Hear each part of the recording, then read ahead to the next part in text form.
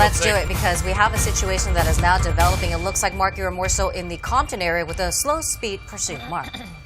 Yeah, actually, this started in Southgate, and now we have made our way over to the Watts area. We're about 2 blocks north of Nickerson Gardens here. We are now eastbound on, I believe, 109th or 110th Street, heading over towards Compton Avenue. Now, this is what is believed to be a carjacking suspect traveling eastbound in that Scion here, that kind of charcoal-colored Scion. He's not necessarily driving too fast, but he's also not giving up either. Now, this was initially picked up by the Southgate Police Department here just a few minutes ago, and there is a recreation center here. That's going to be the Ted Watkins Memorial Park that he is approaching here just on the south side of it. So there's a look at the guy, a pretty decent look at the guy. I don't see any passengers in the vehicle at this point, but again, this slow-speed pursuit is being picked up by the Southgate PD as well as a sheriff's airship overhead. Guys, let me send it back to you for a minute. If he continues on 103rd here, he'll eventually get to the 110 freeway. He's just a few blocks away from the 110. He could jump up onto Century Boulevard and actually get on the 110 freeway, but he does appear to be moving slowly. Copy that. I'm number 2. I'll call it. We're continuing westbound. And now we got a ground unit having to call it because of the airship. The police helicopter is having to get around this airspace, and you can see one of those inbounds coming into LAX. So because of that, now we got ground units calling it, calling the pursuit. We're approaching Century. There's the 405. Let's see what this guy decides to do. Looks like he'll be going underneath the 405 and come out the other side here, getting closer towards LAX.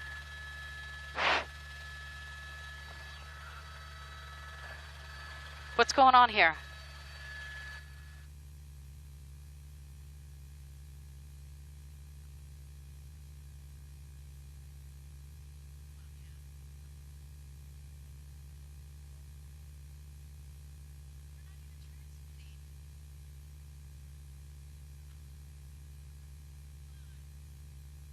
So it's been one of the safer slow-speed pursuits that we've been watching, and that's a good thing. We're coming up on an intersection right here. Looks like he does have the red lights here, possible red light. There's a spike strip. Getting ready to set up that spike strip. Let's watch this being deployed.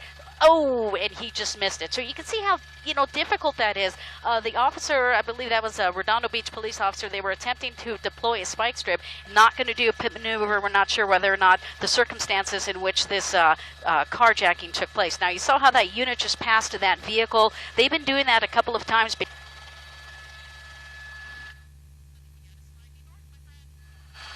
So, they do have visual of him. The airship is also looking like we are. They want to see whether or not if he has any weapons. No weapons observed right now, at least at this time, considering that this carjacking occurred in the circumstances of using force, but they're not going to take any chances. They're going to assume this person is armed. There's a reason why he is not stopping. So we're following this vehicle, still following him here in the Manhattan Beach area as we continue our way northbound.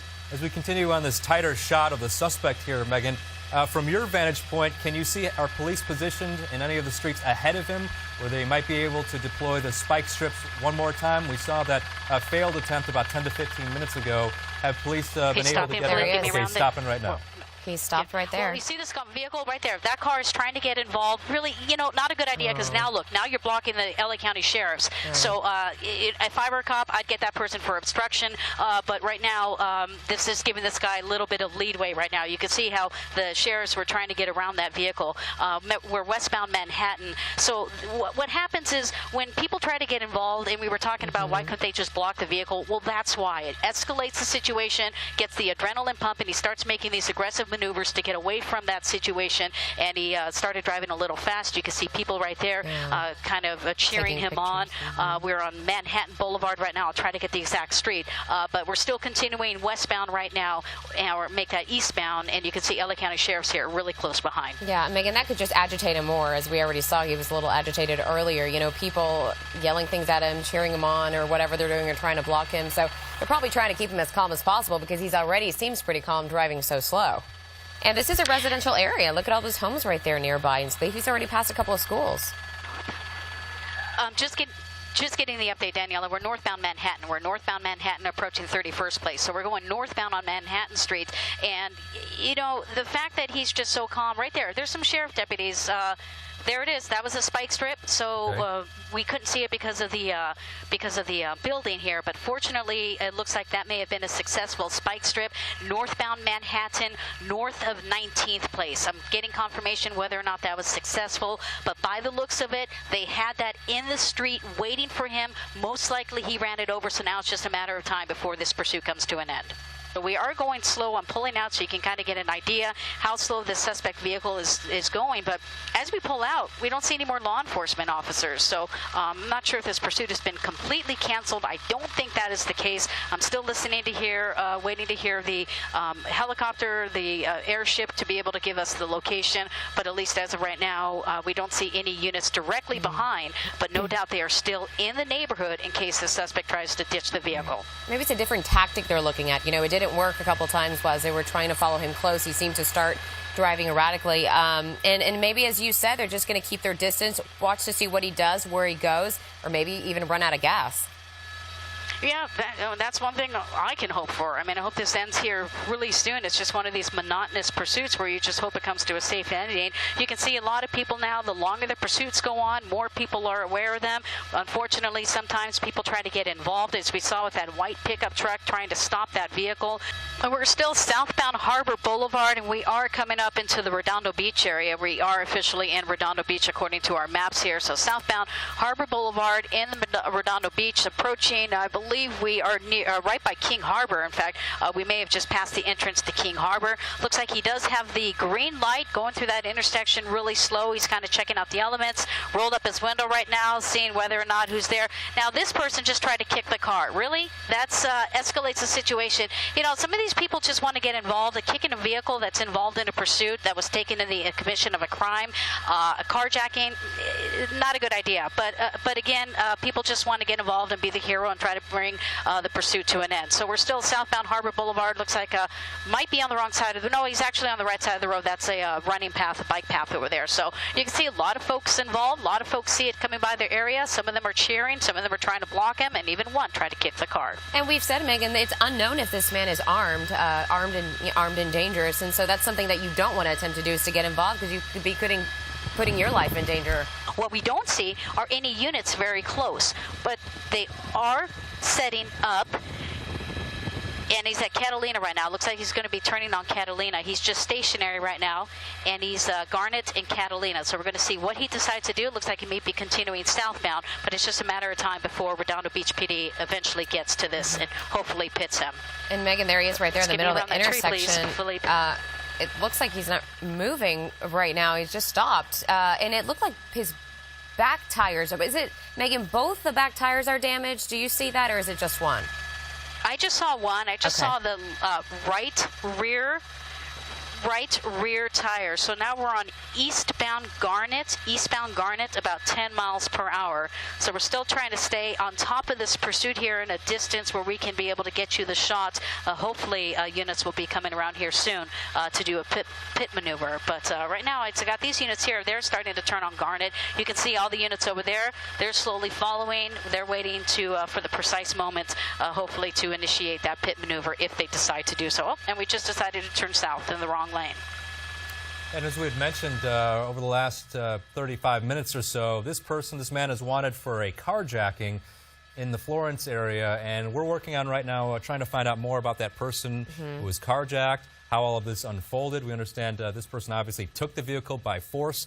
Whether or not he has a weapon, that is still unclear, but we have a crew heading to that direction in the Florence area to try to figure out what was going on, how all of this started. But and we're told that as you said, the vehicle was taken by force, and he did not show a gun, but that doesn't mean he doesn't have one. So police are going to always assume, if they don't know, that he is armed, and obviously not stopping and putting a lot of lives in danger, as he's been just blowing through these red lights and these stop signs. And as many times he's been driving the wrong direction, but he's going really slow. This may be the pit maneuver.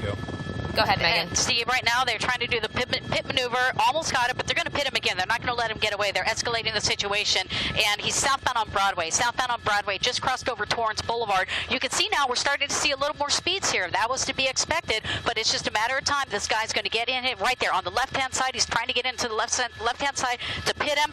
He tapped him again. Second attempt didn't happen, but he will get this guy. He's persistent. He's close on him, and he's coming up on him one more time as he makes his turn. Oh, we almost had an accident. There we go. You pitted him right there on Pierce Street. That was a great pit maneuver. Look at that unit. Got right in front of him. These units are going up really fast. He is going to try to back up. Unfortunately, look at his front tire. He's backing up. We have that other officer in this area, so it's like he's almost chasing the officer backwards, but he's still going back. This is highly unusual. I have never seen this. He is continuing backwards. It's just a matter of time before they finally stop this guy. Now he's going to back up towards these units here, going southbound. His car is almost immobile, but he is still continuing. Unbelievable. After all of that, that guy is still driving. Incredible what just happened, Megan. I mean, they were so close stopping him. There he's going to attempt again to do that pit maneuver. See if he's successful. There goes that back bumper. And it looked like some of the other tires in the front bumper is also damaged. But this guy, as soon as they got close, he just started going. You know, surprisingly, he's been going so slow, but now he's going through all the intersections, and luckily that other car almost got hit. And here comes the right here. They're going to try. They're trying to get him. I mean, they are doing a tremendous job trying to bring this pursuit to an end. Daniela, I know a couple of his tires are almost gone, if not deflated, about 40 miles per hour. I think we're on Pacific Coast Highway, but you can see these officers here stepped up the game. They want to bring this pursuit to an end. That was a crazy ending that we saw early, at least the first attempt, but we're still going here southbound. I think it's on Pacific Coast Highway. They've struck this vehicle three to four times already, and what we saw just a few minutes ago, highly unusual. They flipped the vehicle around, and then he started going in reverse at a pretty high speed. He was, almost as he was chasing that patrol car. But, Megan, at this point, he can't go very much faster for very long because obviously the car is damaged and those tires are damaged. Yeah, and they're going to get this guy. They've escalated. They stepped it up. Now the adrenaline's pumping for the officers and the driver. Southbound PCH Avenue F, I believe. He's about 45, 50 miles per hour. So once he initiates a turn, and in fact, these guys weren't even waiting for him to turn. They just wanted to bump this vehicle and get it decommissioned. But most likely, it's just in the near future here. We're going to try to keep a nice tight shot. Once I see this unit come up really close here, like right now, it looks like he's getting a little closer. He's setting up for another pit. Starting to close in on 2 hours now that this driver has been leading police on a pursuit. As we had mentioned, this started in Florence this morning when sheriff's deputies say the man inside this vehicle carjacked the person. So we get closer to the intersection. It looks like police are going to attempt another pit maneuver. That is the... Here we go. That's just past Palos Verdes. Just past Palos Verdes. So pit number, what is that? Pit number 7 almost. Yeah. Officers are getting out. Looks like his vehicle is out of commission right now. So fortunately, I don't think he's going to be able to go anywhere. Philippe, let's give me a little turn. We got some jet wash here. So we're going to be moving the news chopper here. You can see officers have their guns drawn to this individual here. And they're summoning this vehicle out, or they're summoning this individual out of the vehicle right now. Whether or not he complies, let's keep an eye on this. But we know we're in the vicinity of Palos Verdes and Pacific Coast Highway. They did pit this vehicle, spun him out. Male subject in this vehicle refusing to comply to law enforcement officers and come out. So it's just at a standoff right now. They're trying to decide what they're going to do. You can see this officer right here. I believe he has a non-lethal weapon. I was trying to get a closer look to see if that's indeed what it was. Sometimes in a situation like this, they'll force the individual out by firing pepper balls into the vehicle, and then that'll force the suspect out. They may be waiting for a K9 unit. Out of all these vehicles here, I'm trying to see if there's a K9 unit. It'll stay on top of the vehicle, so that could be another tactic, another resource. They're calling for a local agency who's nearby who can respond code 3 to this area with their K9, and that'll be another option that they can use in case this suspect decides to run. They can deploy the dog on this individual. Nobody's going to get injured, and that this guy is just basically going to comply with all of those commands. It's something that I know these officers at some point were getting frustrated towards the end of that chase because, you know, they weren't able to stop him. But now that they did, now that they got to this point right here, that he is in a complete stop, his car is damaged, he's not going anywhere, he is surrounded by guns. now what? They just kind of sit around and wait. They are bringing in the SWAT team, of course, seeing if they can somehow get him out. But this is the moment where they stop and just wait to see. And because of those tinted windows, either one, they'll have to shoot it out, perhaps with a beanbag non-lethal force, in order to have a visual of that suspect. So this is slow and steady progress with the SWAT team starting to move in and position the vehicle, their vehicle. You can see it there on the ground shot there. They're getting closer to the suspect vehicle, to the front passenger side. And then obviously you can see the windows of the SWAT vehicle. They're going to be able to peer right into the windshield of the suspect vehicle. So that gives them a greater advantage there as well. You can see some of the officers who had pinned that vehicle from behind starting to move around as well. So law enforcement definitely has the advantage right now. Hopefully it's just a matter of time before this comes to a peaceful and quick ending.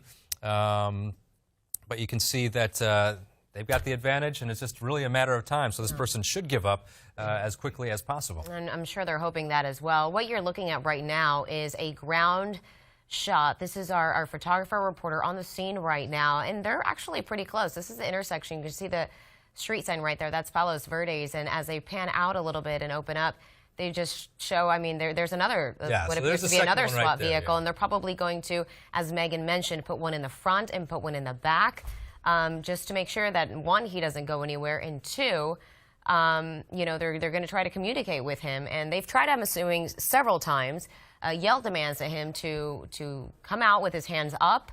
But some of these officers that are part of Manhattan Beach Police, as well as Hermosa Beach and LA County Sheriffs, they were all part of this pursuit.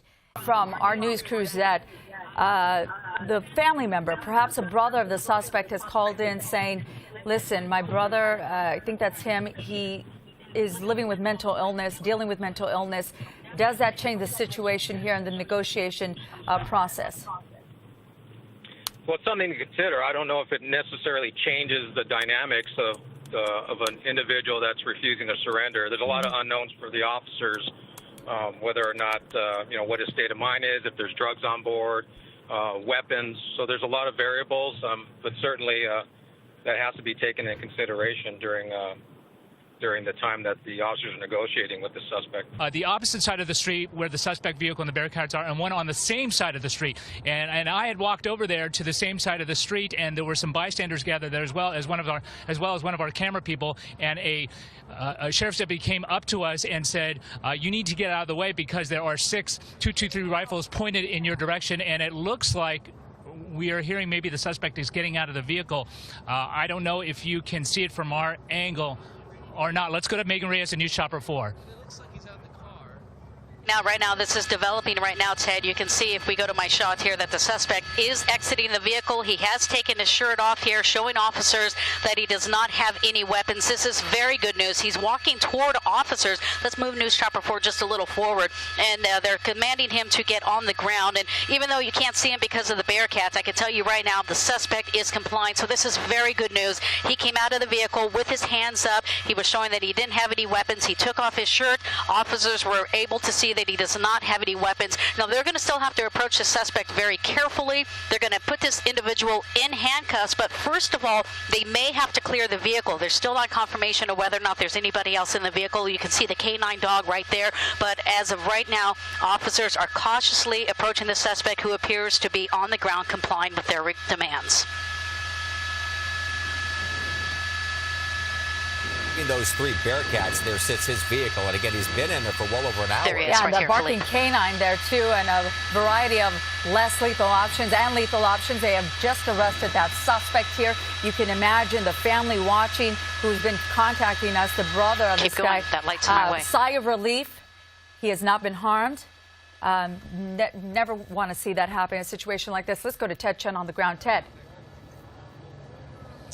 Hi, Michelle. Yes, we were able to see from an angle that maybe Megan Reyes and our viewers couldn't see, but from News Chopper 4, the suspect walk out of the vehicle and throw his arms up in the air and have his hands behind his head and then kneel down on the ground upon obeying the commands of the deputies, finally getting out of the vehicle. And right now, you may be able to see a little bit of him being escorted to a sheriff's deputy vehicle. So he came out again, kneeled on the ground, and went on to the ground, and then came up, and you see those sheriff's deputies dressed in military-style garb escort him to the middle of the street, and we see them. You might be able to see his head pop out from time to time.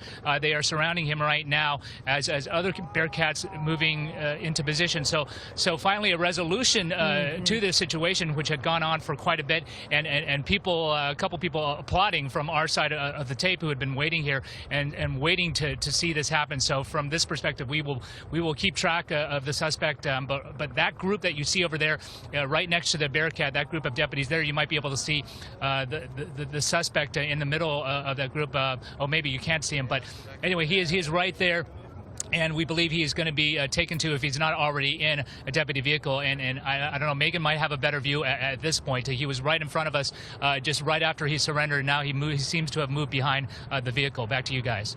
Yeah, again, we stuck with Megan's shot here, so we've been seeing what's unfolded from the moment he was picked up from the ground. He's now sitting in the back of one of those Bearcats there, again, with officers surrounding him. But again, this was a chase that began at 7:40 this morning in almost the 3 hours, this situation. In the Florence area, a Southgate officer picked up that chase. This was a carjacking suspect, tried to pull the car over. This was a low-speed pursuit for the most part. We had some wild times, some erratic driving here.